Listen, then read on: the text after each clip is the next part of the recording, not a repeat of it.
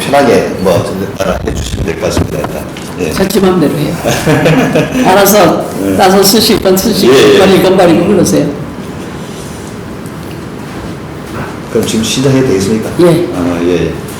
일단 오늘 귀한 시간 내주셔서 너무 고맙습니다. 그 구술과 정기의 편의를 위해서 우리 정주영 원장님은 그냥 창업자, 구술자, 면담자 이렇게 해가지고 진행하도록 하겠습니다. 먼저 그러면 이제 구술자의 어떤 생애에 대해서 좀 말씀해 주시기 바랍니다. 언제 생년월일부터 해가지고 고향, 가족관계 이런 기본적인 사항을 먼저 좀 말씀해 주십시오. 별거 다 하네. 저는 지금 호적상으로 35년생이고 그 당시에는 뭐 출생신고 제때 안 하고 그래가지고 34년생이에요. 금년에 80이고요. 그리고 이화대학 나왔고 교육과 출신이고 중앙여고에서 교편을 7년을 잡았었고 중앙여고에서 가리키는 동안에 KBS에서 스카우트도 해가지고 재치문답을 근 20년 했죠. 그래서 라디오만 있을 때니까 전국적으로 시청자가 많은 프로그램을 해왔어요. 그러다가 방송이 도입되면서 KBS, TBC에 이제 사회자도 했고 심야 토론 사회도 제가 했었죠. 제 다음에는 유재관 씨가 했고 그리고 굿모닝이라고 하는 프로가 있었어요. TBC에서 아침마다 미국의 굿모닝 그대로 딴 거가 돼가지고 TV로는 아주 성공한 프로그램이었고 그거를 오래 했고 그 다음에 외교사절 탐방 프로그램이 있었어요. 젊은 사람들은 모르는데 그 무렵이 한국에서 서독 광고 보내고 간호사 가고 그럴 때가 돼가지고 그 프로를 5년 동안 연속해서 했는데 30개쯤 공관을 가서 대사님을 인터뷰해서 그 나라와 한국 관계를 설명하는 거였어요. 그래서 그 무렵에 한국이 세계적으로 열리면서 그 프로그램이 굉장히 인기 있는 프로그램이었어요. 그거를 제가 일본말하고 영어를 자유롭게 하니까 통역 안 쓰고 지가 한 그 방송 사회자로서 꽤 유명했어요. 그럼 구술자 가족 관계는 어떻습니까? 가족은 죄송합니다. 예. 응. 네. 응. 네.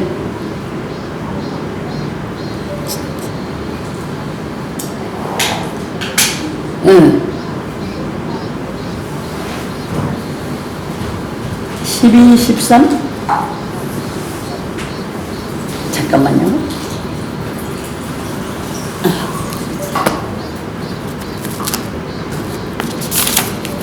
12, 13 다 괜찮아.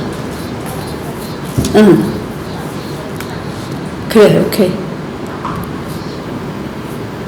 일단 내가 회장님 픽업하러 갈 테니까 회장님이 저기서 앉아줘.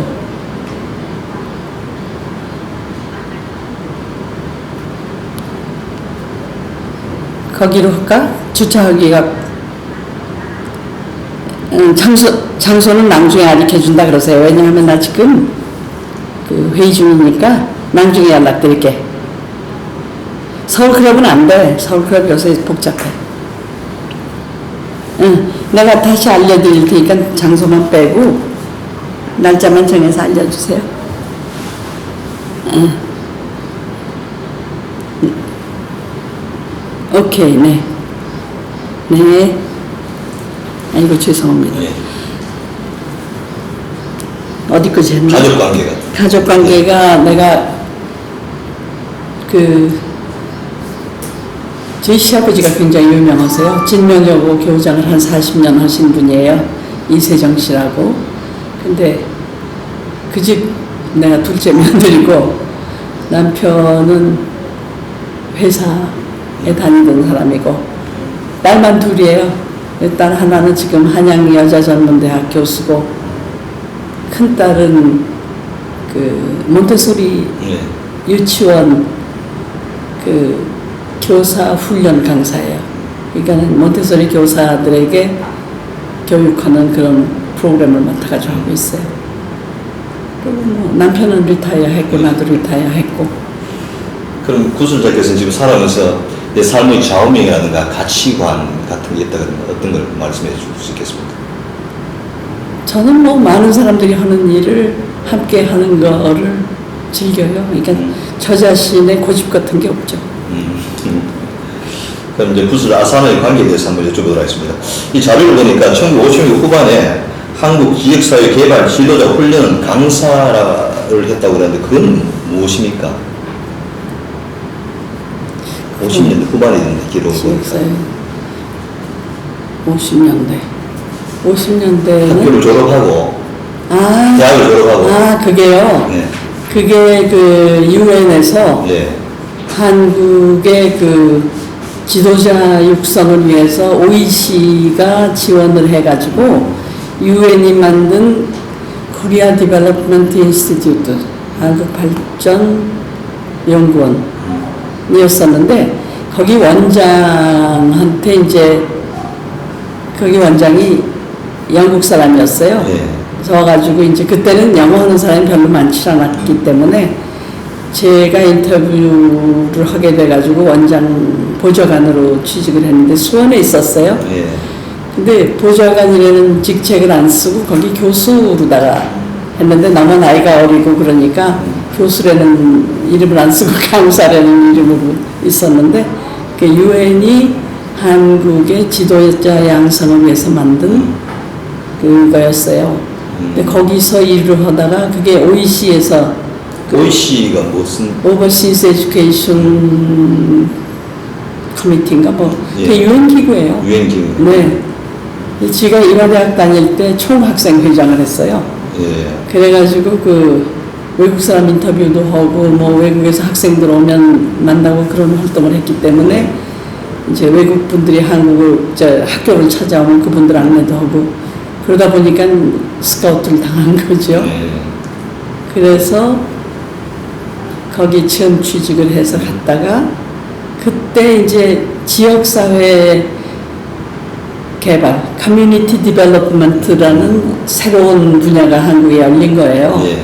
근데 그 커뮤니티 디벨롭먼트 리더십 인스티튜트, 그 한국 지역사회 개발 지도자 훈련원이라는 이름으로다가 유엔에서 펀딩을 해가지고 그런 걸 만들었는데 농촌 지도자 교육을 주로 했어요. 예. 그러고 거기에 이제 그 원장 보좌관으로 있으면서 강의를 하고 그러다가 OEC에서 그 분야 전문가가 없으니까 제가 커뮤니티 디벨롭먼트라고 하는 그 코디네이터로 취직이 됐어요. 예.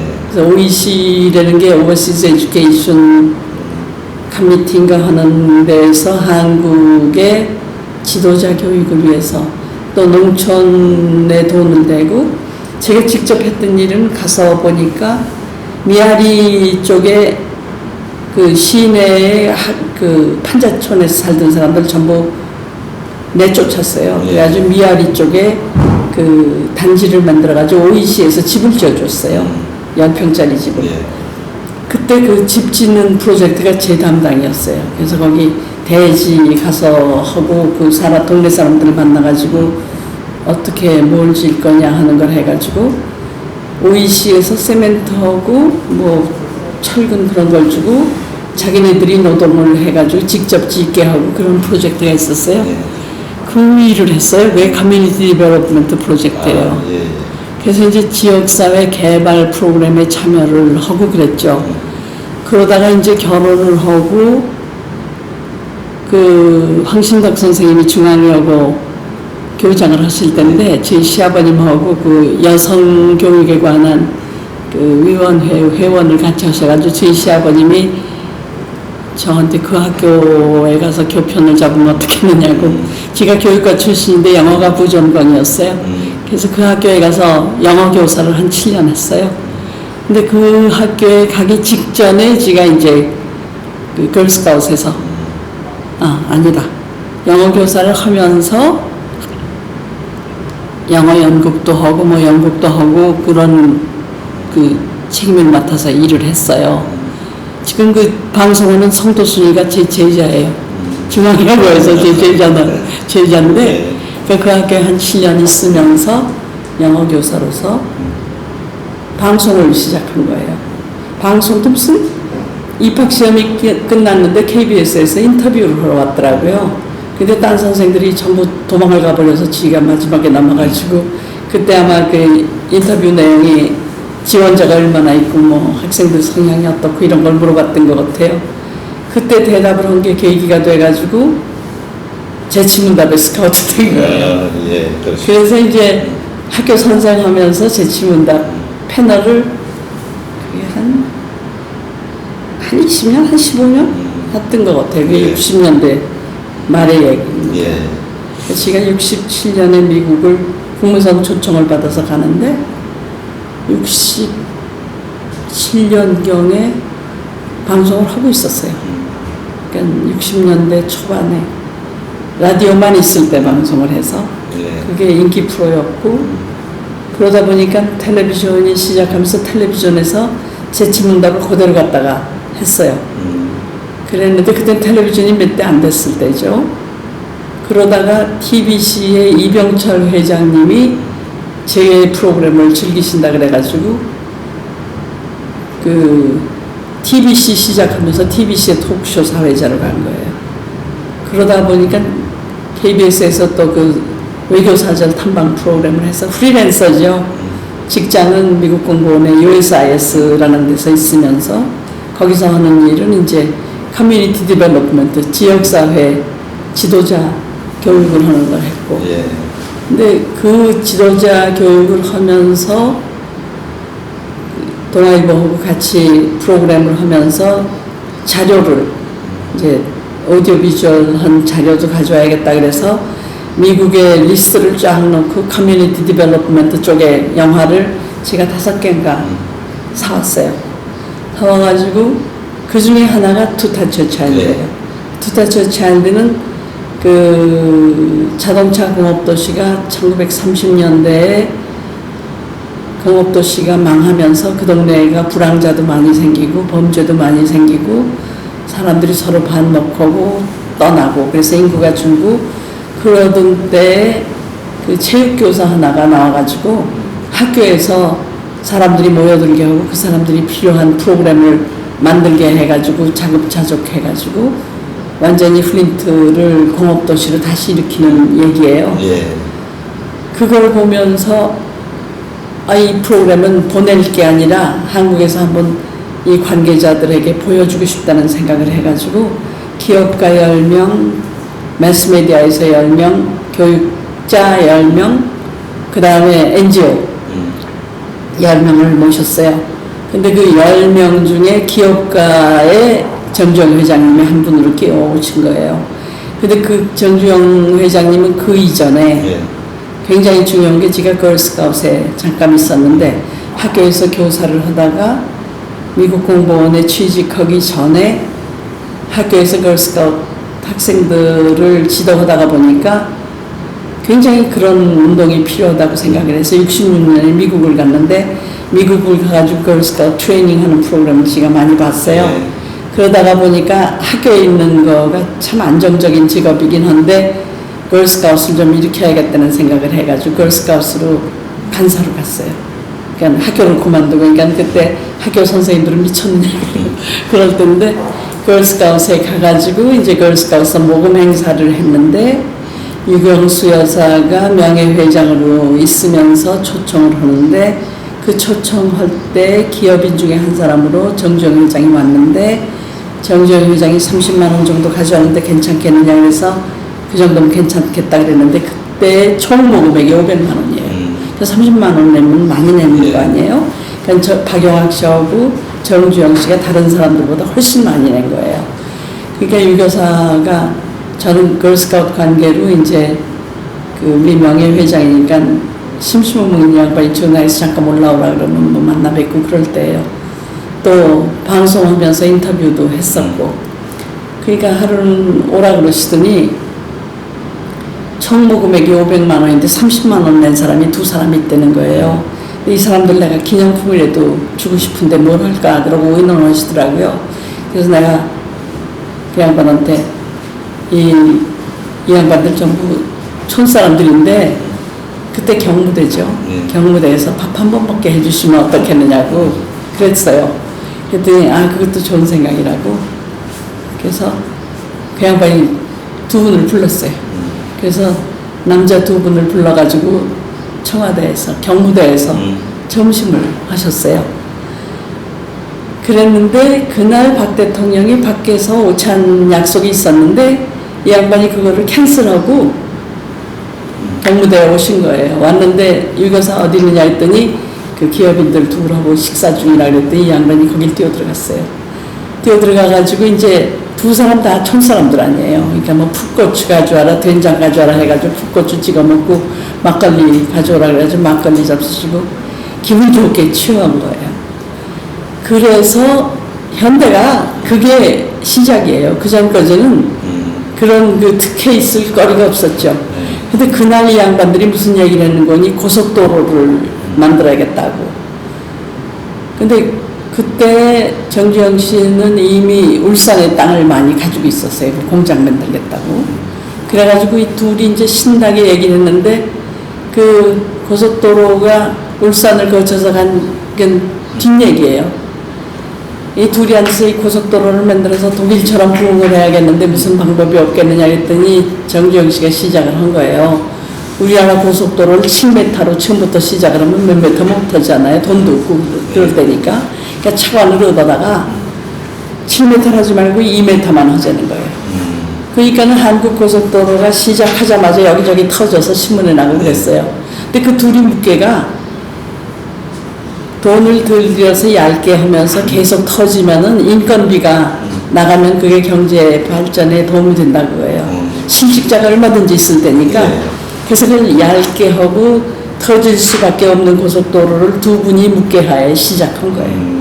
그러니까는 외국의 차관을 갖다가 국내 그 기업인들이 하면서 7m짜리 완전한 고속도로를 만든 게 아니라 2m 정도로 해서 차만 지나다닐 수 있는 걸 만들어 놓고 터질 때마다 위에 덮어 씌우면은 7m쯤 할 때는 인건비로 상당한 경제 그 구제가 될 거다. 이래가지고 그 양반들이 그걸 했는데 우리는 그때 지역사회학교 이사회를 만들어가지고 지역사회학교 운동을 막 시작할 때거든요.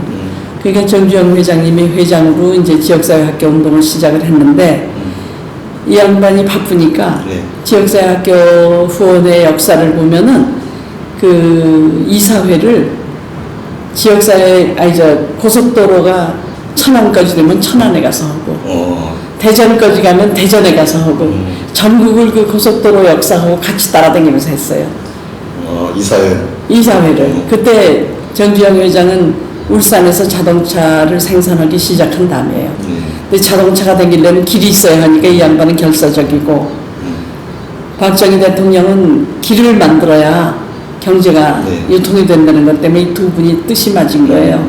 신문에서 비판을 하거나 말거나 이 두 사람이서 길을 울산으로 해서 부산까지 낸 거예요. 그래서 그 대전으로 해가지고 그 대구를 거쳐가지 못한 이유가 이 두 사람이 울산을 통일하게 만든 것 때문이에요. 그 역사는 정말 희한한 데서 꼬부라지더라고요. 그래가지고 그 당시에 이제 지역사회학교 이사회를 그렇게 했는데 지역사회학교 이사는 그 당시에 내가 기업가 10명, 그 NGO 10명, 교육자 10명, 그 다음에 민간인, 교육자, 언론인, 기업인 그렇게 10명씩을 40명을 불렀어요. 근데 제가 그 영화를 가지고 돌려주기가 싫어서 미국 공보원의 원장이 부원장이 초대했구나. 그때 원장이 어디 가서 없어가지고 부원장이 모턴 스미스라는 미국 사람인데 그 사람이 초청하는 걸로 해가지고 40명을 불렀어요. 근데 그 40명이 다 참석을 했어요. 다 참석을 해가지고 공보원 이제 그 서울 미국 공보원이라는 게 광화문에 지금 그게 그 모통에 있는 건물인데 거기에 서울 미국문화원 센터가 있을 텐데 거기 강당에서 불렀어요. 그래가지고 뷔페로 저녁 준비를 했어요. 그래가지고 40명이 영화를 봤어요.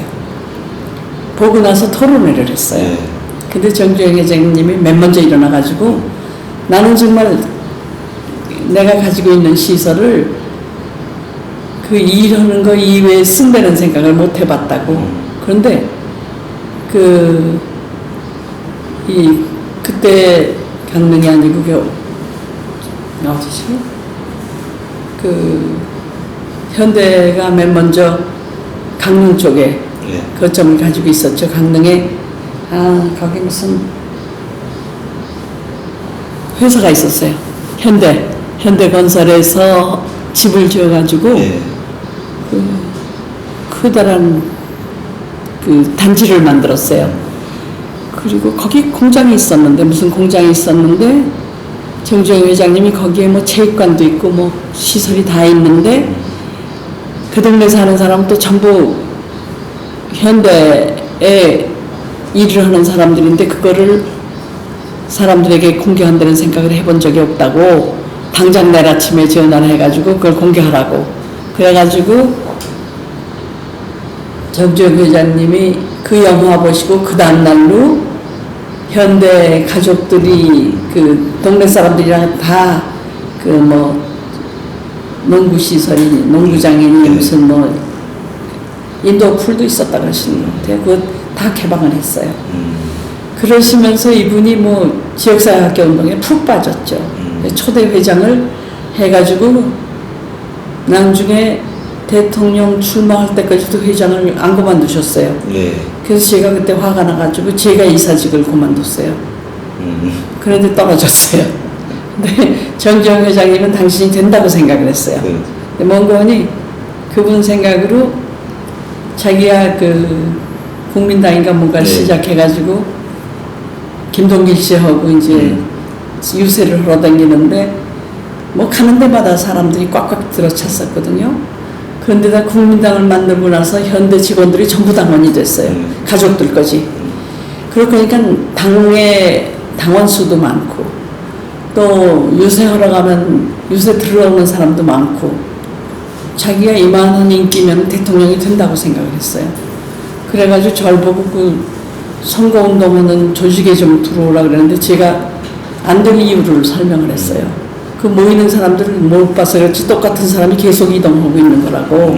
왜냐하면 그때 뭐 관광버스가 20대 30대씩 주변에 있었거든요. 정주영 씨를 볼 수가 없죠. 그렇게 멀리 서 있는 걸 못 보고 쏙 들어와서 연설만 하고 가니까. 그러니까 그 사람들은 같은 사람들이 움직이니까 계산에 별로 안 들어간다고. 그 다음에 현대가족이 많다 그러지만 현대가족 중에는 정주영 회장 싫어하는 사람도 많더라고요. 네. 그래서 안 찍을 거라고. 그러니까 꿈 깨시라고. 괜히 나가가지고 나중에 당선 안 된 다음에 현대를 어떻게 유지하려고 그러시냐고. 그래서 전 안 된다고 생각한다 그랬더니 그럼 자기가 당선하면 어떡할 거냐 그래서 나 이민 갈 거라 그랬어요.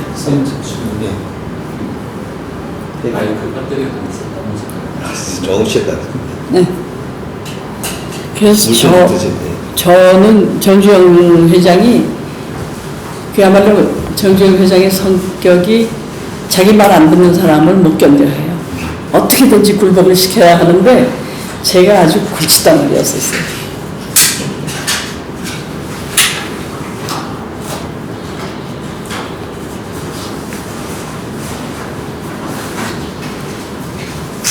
강릉 그쪽에 뭘 시작을 하셨더라고 그때? 강릉에. 응. 강릉에는 강릉이 아마 훈련소처럼 직업 훈련소. 네, 직원 훈련소 같은 게 거기 호텔을 하나 네, 맨 먼저 거기에 지어가지고. 호텔을 응. 지었어요. 네. 근데 거기 뭐가 있었어요. 근데 거기에 그 시설이 꽤 많았고, 그리고 울산도 맨 먼저 지역사학교 시작을 울산서 했어요. 그리고 서울에서는 그 뭐지? 재동국민학교. 예. 재동국민학교 교장 선생님이 제일 처음에 그 영화 본 사람 중에 한 사람이었어요.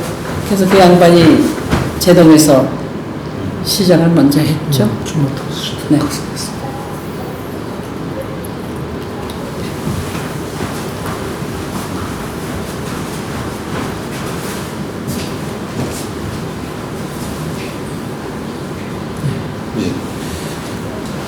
그럼 그게 이제 지역사회 교육협의회를 통해서 이제 우리 그 창업자가 처음 만나게 된 거잖아요, 말씀입니다. 그거 만들기 전이죠. 예, 그러니까 그 만들기 영화를 처음 저 제일 처음에 만난 거는 강원도민회에서 만났고, 예. 강원도민회에서 그 장학금을 만들었어요.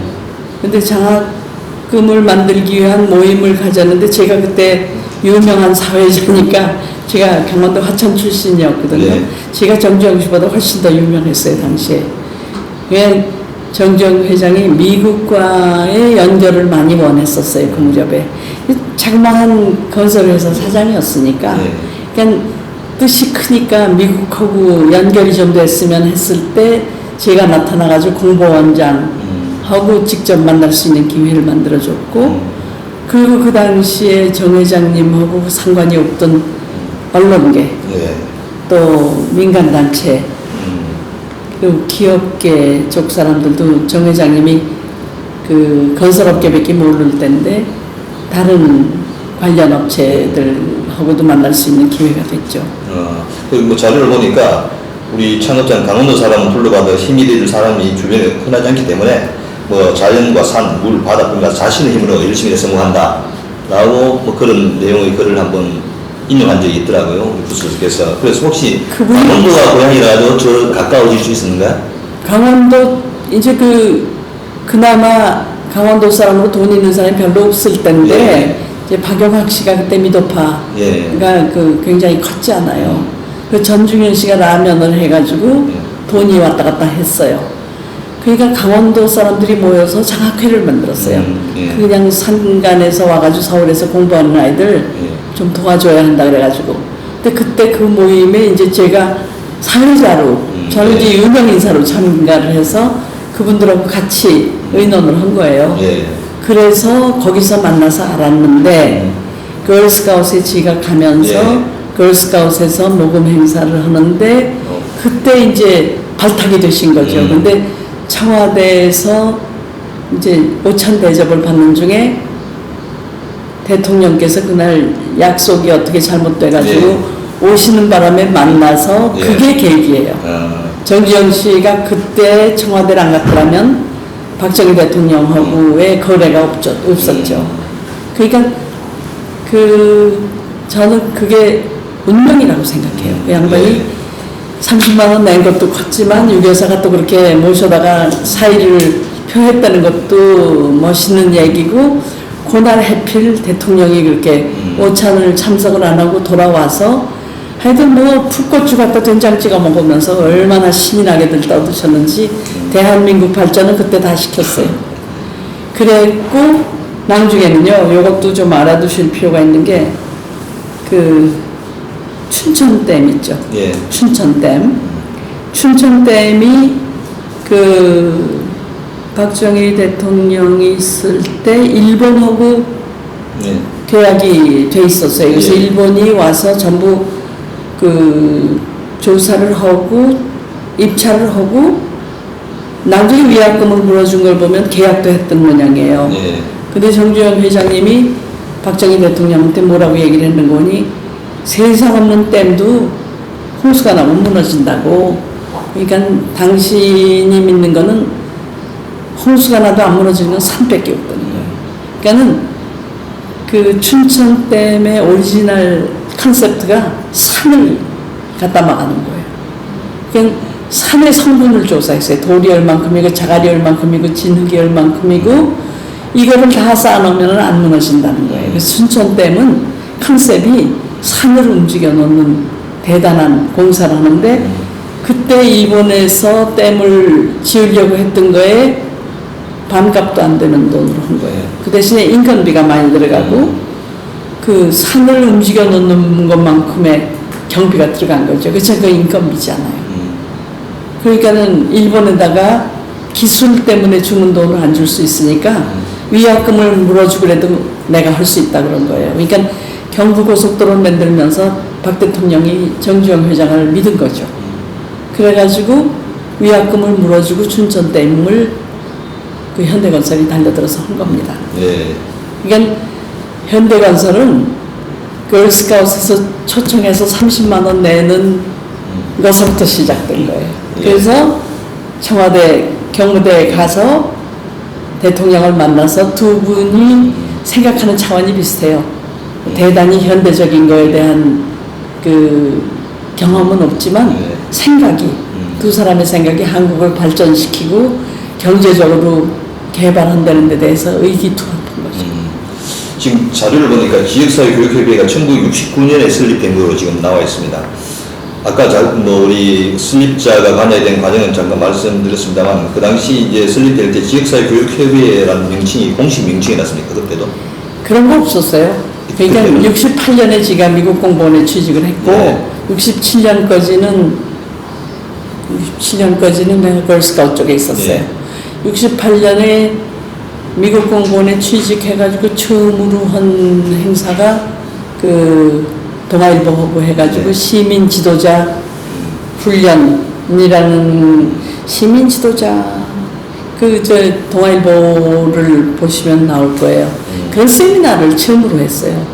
민간 지도자들을 불러가지고 그때 내 생각엔 아카데미 하우스가 만들어지고 얼마 안 돼서인데 아카데미 하우스에서 동시통역을 통해서 미국에서 전문가를 불러다가 지역사회 지도자 연수인가 훈련인가 하는 프로그램을 했어요. 그때 자료 화면으로 가져온 영화예요. 예. 그 영화를 가지고 40명을 불러다가 초청 시사회를 한 거죠. 초청 시사회 자리에서 정주영 회장님이 나서가지고 우리나라에도 이런 걸 만들자 해가지고 이분이 거기서 회장이 되신 거예요. 그때까지는 아무 생각도 없었는데 이분이 해가지고 하겠다고 하니까 그 당시에 서울시 교육위원장이 그러면 내가 밥을 살 테니까 이 사람들 도로 모아라 그랬었어요. 그래서 모아가지고 토론을 하고 또 이제 이거 할만하다 해가지고 이명신 씨가 그때 또 교육위원장인가 뭐 그랬어요. 그분이 또 그럼 내가 한 턱 낸다 그래가지고 그분이 또 한 번 저녁을 샀어요.